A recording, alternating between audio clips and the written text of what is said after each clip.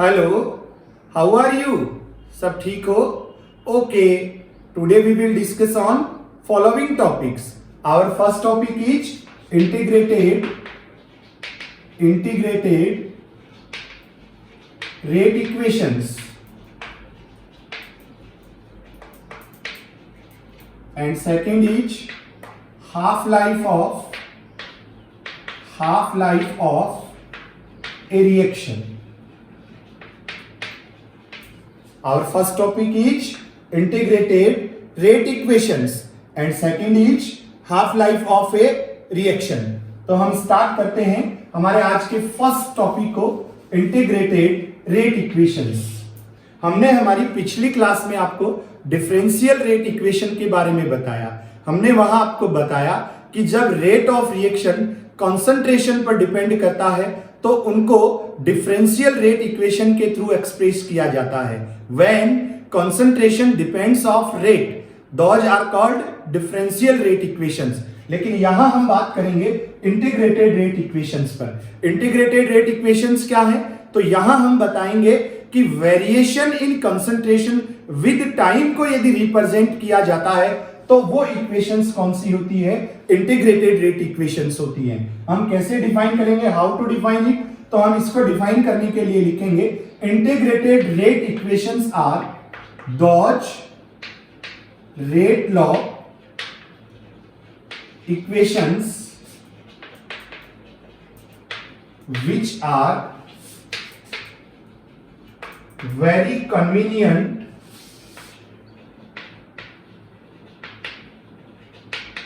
to understand the variation in concentration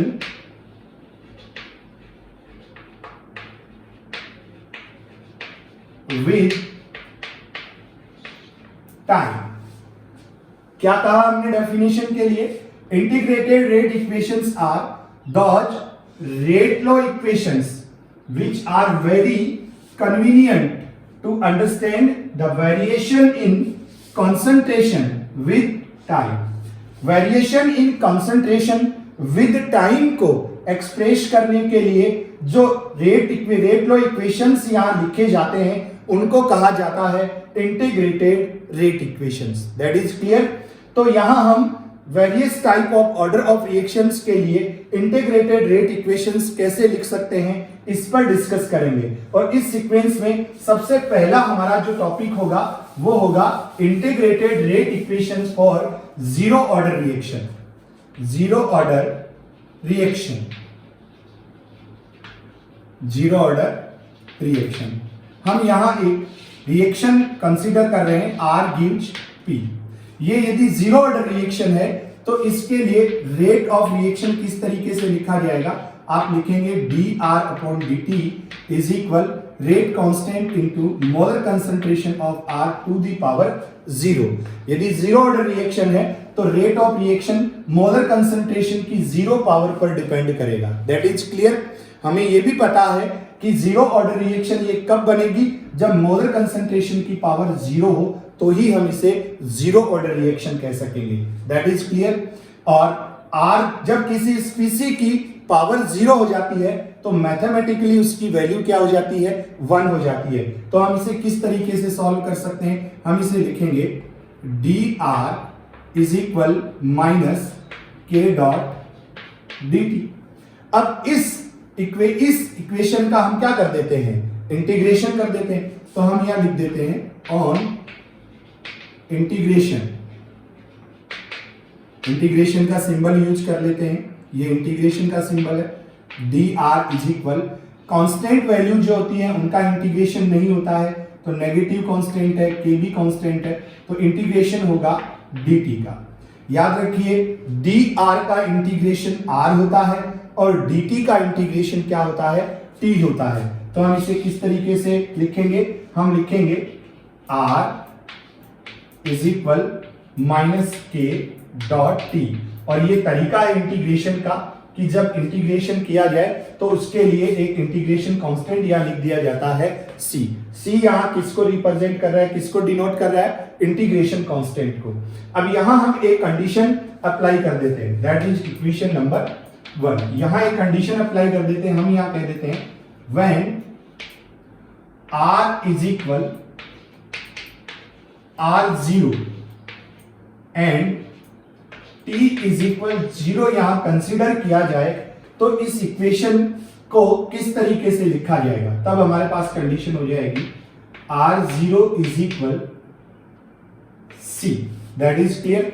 यहां जो c की वैल्यू यहां आई है, इस वैल्यू को इक्वेशन 1 में आप लिख दीजिए तो आपके पास एक नई इक्वेशन बन जाएगी। क्या इक्वेशन होगी, r इज इक्वल माइनस के T plus r0। That is clear. और हम इसको इस तरीके से भी लिखेंगे के T is equal r0 minus r। That is the integrated equation for zero order of reaction. ये जीरो ऑर्डर ऑफ रिएक्शन के लिए इंटीग्रेटेड इक्वेशन हो गया। That is clear. इस इक्वेशन के थ्रू आप रेट कांस्टेंट के और टाइम टी को कैलकुलेट कर सकते हैं। That is clear. किस तरीके से कैलकुलेट कर सकते हैं, तो इसके लिए आप लिख सकते हैं, यदि आपको रेट कांस्टेंट के रेफरेंस में इसको लिखना है तो आप लिखेंगे के is equal r0 minus r upon T. और इस इक्वेशन को आप t के रेफरेंस में लिखेंगे तो आप कैसे लिखेंगे, आप कहेंगे t is equal r0 minus r upon k. That is clear. तो आप इस तरीके से इस इंटीग्रेटेड इक्वेशन के थ्रू रेट कांस्टेंट और टी को कैलकुलेट कर सकते हैं और यहां पर कंसंट्रेशन और टाइम के रिलेशन को क्या कर सकते हैं, रिप्रेजेंट कर सकते हैं। आप बता सकते हैं कि टाइम के साथ कंसंट्रेशन किस तरीके से चेंज हो रही है। कैसे, यहां पर r0 जो है वो इनिशियल कंसंट्रेशन है और r क्या है, फाइनल कंसंट्रेशन है। यानी रिएक्शन स्टार्ट होकर जब रिएक्शन टी टाइम के पश्चात यानी आफ्टर टी टाइम जब रिएक्शन जाती है तो उससे कंसंट्रेशन किस तरीके से चेंज होती है उसको हम इस इक्वेशन के थ्रू क्या कर सकते हैं, एक्सप्लेन कर सकते हैं। That is clear. तो यहां पर हम ये कह सकते हैं कि यदि टाइम टी क्या लिया जाए, टी इज इक्वल क्या कंसीडर किया जाए, सपोजिंग दैट हमने लिखा टी 20 मिनट है, तो बिफोर 20 मिनट कंसंट्रेशन क्या थी और आफ्टर 20 मिनट कंसंट्रेशन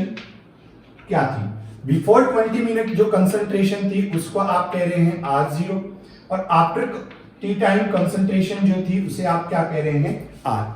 r0 क्या है, इनिशियल कंसंट्रेशन और r क्या है, फाइनल कंसंट्रेशन। तो टाइम के साथ कंसंट्रेशन किस तरीके से वेरिएबल है, इस रिलेशन को लिखने के लिए जो इक्वेशंस रिप्रेजेंट एक्सप्लेन जो इक्वेशंस लिखी जाती हैं उन इक्वेशंस को कहा जाता है integrated rate equations. That is clear. और इसी सीक्वेंस में हम लिखेंगे integrated equation for first order reaction. That is clear. Integrated rate equations for first order reaction.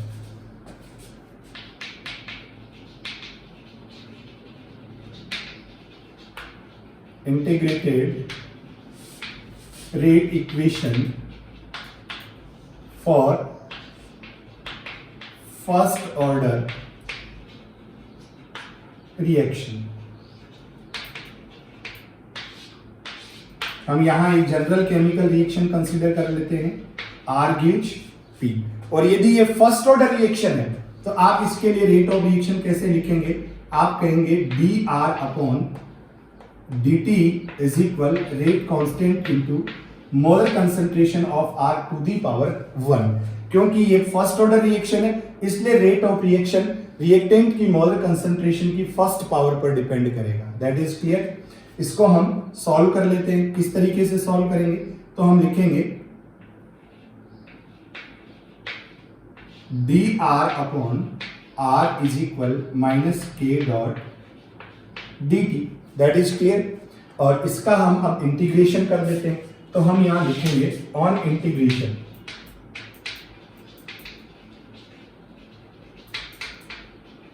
और इंटीग्रेशन करेंगे तो क्या आ जाएगा, d r upon r is equal, constant value का इंटीग्रेशन होता नहीं है तो नेगेटिव के को हम बाहर ले लेते हैं और इंटीग्रेशन डी टी। अब यहां पर आपको एक और फैक्ट याद रखना है कि डी आर अपॉन आर का जो इंटीग्रेशन होता है वो ऑलवेज क्या होता है, एल एन आर होता है। इंटीग्रेशन जो है डी आर अपॉन आर जो है उसका इंटीग्रेशन ऑलवेज क्या होता है, एल एन आर होता है। That is clear. तो इस तरीके से हम यहां पर इसका इंटीग्रेशन करेंगे तो हमारे पास होगा l n r is equal minus k dot t plus c. C यहां फिर क्या है, इंटीग्रेशन कांस्टेंट है। That is clear. तो हम यहां ये इक्वेशन हमारे पास आ जाती है, इस इक्वेशन को हम कह लेते हैं equation number 1। That is clear. यहां फिर हम एक कंडीशन अप्लाई कर देते हैं, हम यहां लिख देते हैं when r is equal r0 लिखा जाए और t इज इक्वल 0 कंसीडर किया जाए तो आपके पास इस इक्वेशन के थ्रू क्या बन जाएगा, आप लिखेंगे ln r0 is equal c। और ये c की वैल्यू जब आप इक्वेशन 1 में रख देते हैं तो आपके पास एक नया इक्वेशन बन जाता है। क्या इक्वेशन बन जाता है, आप लिखेंगे ln r is equal minus के टी प्लस ln r0। और इसको और सॉल्व कर लेते हैं तो हम क्या लिखेंगे, के T is equal ln r0 minus ln r। याद रखिए एक रूल आपके पास आपने मैथ्स में पढ़ा होगा कि जब ये ln जो है वो नेचुरल लॉग है यानी ई बेस लॉग है, और जब लॉगरिथम में हम सबस्ट्रेट को सॉल्व करते हैं, जब कोई सबस्ट्रेशन आपको दिया हुआ है उसको सॉल्व करते हैं तो वो डिवाइड की फॉर्म में लिखे जाते हैं। तो हम इसको लिख सकते हैं के T is equal ln r0 upon r। That is clear. और नेचुरल लॉग को जब 10 बेस लॉग में कन्वर्ट किया जाए तो उसको कन्वर्ट करने का हमारे पास रूल है कि 2.303 से जो भी फिगर दिया है उसको 2.303 से मल्टीप्लाई कर दीजिए तो नेचुरल लॉग है वो 10 बेस लॉग में कन्वर्ट हो जाएगा। तो 2.303 log r0 upon r। That is clear. kt is equal 2.303 log r0 upon r। That is integrated equation for first order reaction। First order reaction के लिए ये इंटीग्रेटेड रेट इक्वेशन हो जाएगा। That is clear. अब इस equation को आप के और टी के रेफरेंस में किस तरीके से यूज कर सकते हैं तो हम उसको भी यहां पर लिख लेते हैं। यदि ये के रेफरेंस में यूज की गई तो आप लिखेंगे k is equal 2.303 log 2.303 upon T log r0 upon r। That is clear. और इसको यदि t के रेफरेंस में यूज किया गया तो आप कहेंगे t is equal 2.303 upon k log r0 upon. That is clear. यहां पर भी r0 जो है वो है इनिशियल कंसंट्रेशन और r क्या है, फाइनल कंसंट्रेशन। k यहां रेट कांस्टेंट है और t किसको रिप्रेजेंट कर रहा है, टाइम को। तो टाइम के साथ देखिए इनिशियल कंसंट्रेशन और फाइनल कंसंट्रेशन, टाइम के साथ कंसंट्रेशन किस तरीके से वेरिएबल है, इस रिलेशन को एक्सप्रेस किया जाता है किसके थ्रू, इंटीग्रेटेड रेट इक्वेशंस के थ्रू। That is clear. यहां पर हम फर्स्ट ऑर्डर रिएक्शन के लिए एक स्पेशल केस को डिस्कस करेंगे, वो होगा integrated rate equations for gaseous system. यदि आपको first order reaction gaseous system में दी गई है तो आप उसके लिए इंटीग्रेटेड इक्वेशन कैसे लिखेंगे। हमारा हेडिंग होगा integrated rate equation, integrated rate equation for gaseous system. That is clear. तो हम यहां पर एक केमिकल रिएक्शन कंसीडर कर लेते हैं जो गैस फेज में है, कंप्लीट हो रही है A B plus C according Dalton's partial pressure law. हम यहाँ कहना चाहेंगे कि गैस फेज, जब रिएक्शन गैस फेज में होती है तो पार्शियल प्रेशर कंसीडर करना होता है, और डाल्टन का पार्शियल प्रेशर लॉ कहता है कि जो टोटल प्रेशर होता है वो कंटेंट के पार्शियल प्रेशर का सम होता है। That is clear.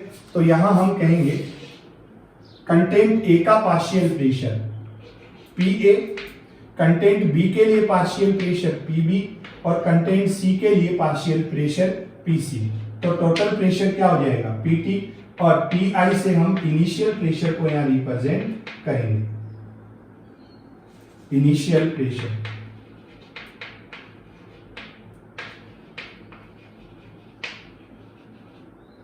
Total pressure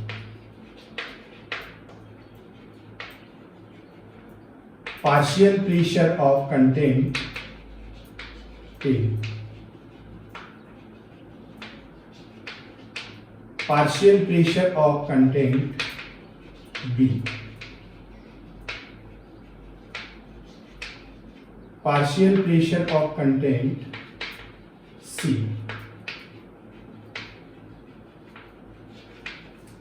that is clear.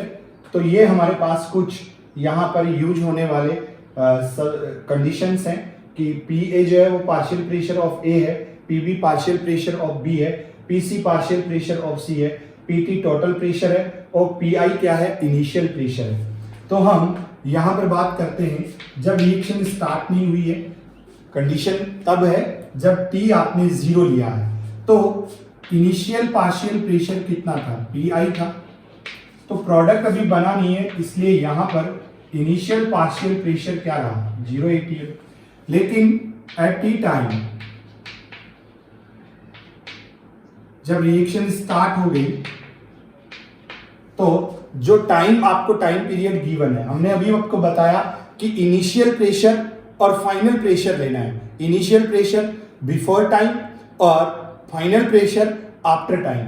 तो एट टी टाइम आपके पास प्रेशर कितना हुआ, सपोज दैट एक्स इनके डिसएसोसिएशन की रेट थी, एक्स प्रेशर अप्लाई हो रहा था, तो यहाँ एक्स एटीएम, यहाँ एक्स एटीएम, तो यहाँ कितना रह गया P I minus x ATM. That is clear.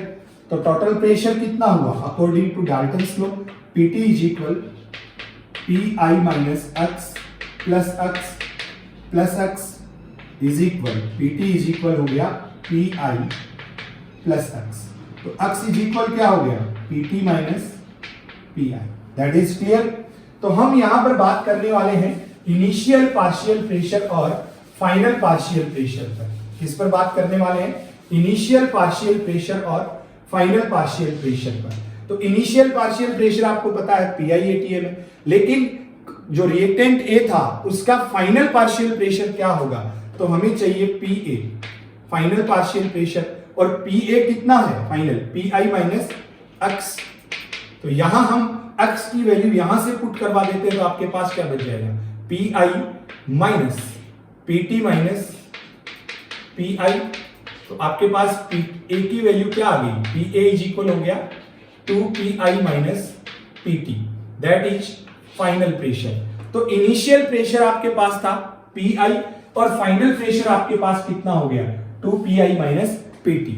इस वैल्यू को यानी इनिशियल पार्शियल प्रेशर और फाइनल पार्शियल प्रेशर की वैल्यूज को फर्स्ट ऑर्डर रिएक्शन के इंटीग्रेटेड इक्वेशन में कंसंट्रेशन की जगह यदि रख दिया जाए तो आपके पास एक नया इक्वेशन बन जाएगा। और वो इक्वेशन किस तरीके का होगा, हम यहां लिखेंगे Kt is equal 2.303 log initial pressure कितना है आपके पास, इनिशियल प्रेशर आपके पास था पी आई, तो यहां लिखेंगे पी आई, और फाइनल प्रेशर आपके पास है 2 P I minus P T, तो 2 P I minus P T.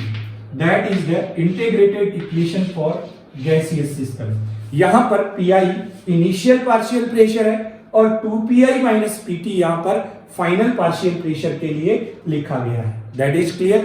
तो इस बेस पर भी बोर्ड एग्जाम में काफी न्यूमेरिकल्स पूछे गए हैं, काफी न्यूमेरिकल प्रॉब्लम्स आपके सामने क्वेश्चंस के बेस पर लिखी जाती हैं, सॉल्व करनी होती है। That is clear.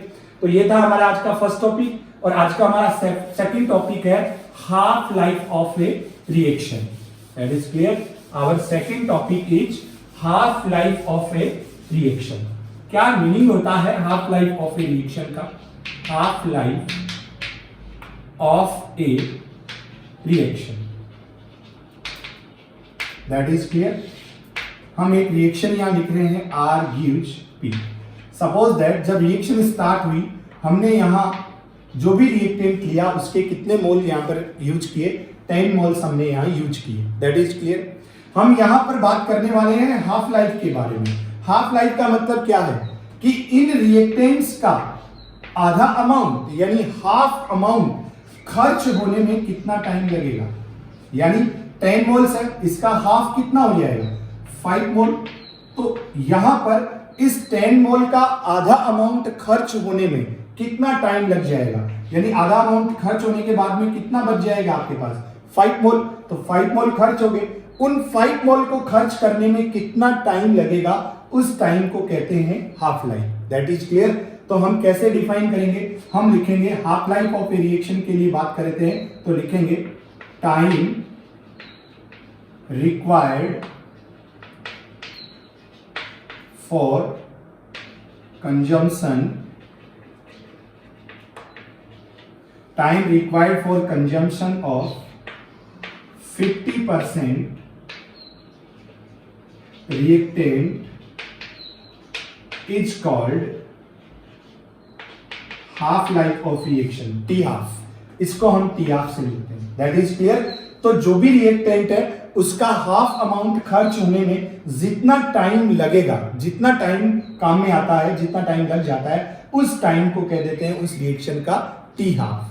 अब हम T half various order of reaction के लिए कैसे कैलकुलेट करेंगे? That means zero order reaction के लिए या फर्स्ट ऑर्डर रिएक्शन के लिए आप टी हाफ कैसे कैलकुलेट करेंगे?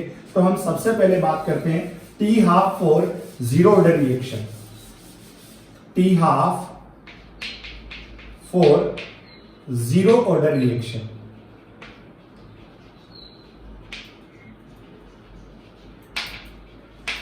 तो जीरो ऑर्डर रिएक्शन का इंटीग्रेटेड इक्वेशन आपने क्या लिखा था? आपने इंटीग्रेटेड इक्वेशन लिखा था T is equal R0 minus R upon के। इस इक्वेशन में इफ यदि ऐसा किया जाए T इज इक्वल, T तो था कंप्लीट टाइम और हमें चाहिए T हाफ, तो हम T की जगह यूज कर लें T हाफ एंड जो फाइनल कंसंट्रेशन थी R, रिएक्शन कंप्लीट होने के बाद में जो कंसंट्रेशन होती है उसको फाइनल कंसंट्रेशन कहते हैं। तो रिएक्शन कंप्लीट होने के बाद में आपके पास कंसंट्रेशन कितनी रही? तो आप पहले ही कह रहे हैं कि आपने जो इनिशियल कंसंट्रेशन ली उसका हाफ अमाउंट ही खर्च करना है, तो फाइनल कंसंट्रेशन की वैल्यू क्या होगी? इनिशियल कंसंट्रेशन का हाफ, दैट इज क्लियर। तो R की जगह आप यूज कर लेंगे R0/2। तो आपके पास क्या इक्वेशन बन जाएगा? आप लिखेंगे T half is equal R0 minus R0/2 upon k, that is clear. तो आप लिखेंगे T हाफ इज इक्वल, देखिए 1 R0 में से R0/2 माइनस कर दिया तो आपके पास क्या बच गया? आपके पास रह गया R0/2 के, दैट इज क्लियर।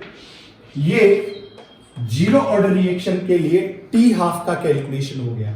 और ये इक्वेशन देखिए क्या एक्सप्लेन कर रहा है? ये एक्सप्लेन कर रहा है कि जीरो ऑर्डर रिएक्शन के लिए T हाफ जो होते हैं वो R0 के डायरेक्टली R0 के डायरेक्टली प्रोपोर्शनल होते हैं, that is clear. Zero order reaction के लिए T हाफ जो है वो R0 के डायरेक्टली प्रोपोर्शनल होते हैं, यानी R0 में जो चेंज होंगे वो T हाफ में भी होंगे। R0 यदि डबल किया गया तो T हाफ भी डबल हो जाएगा, R0 को हाफ किया गया तो T हाफ भी क्या हो जाएगा? हाफ हो जाएगा, दैट इज क्लियर। तो ये था T half for zero order reaction. और हम बात करेंगे T half for first order reaction. First order reaction के लिए T हाफ किस तरीके से कैलकुलेट करेंगे आप? तो हम बात कर रहे हैं T half for first order reaction.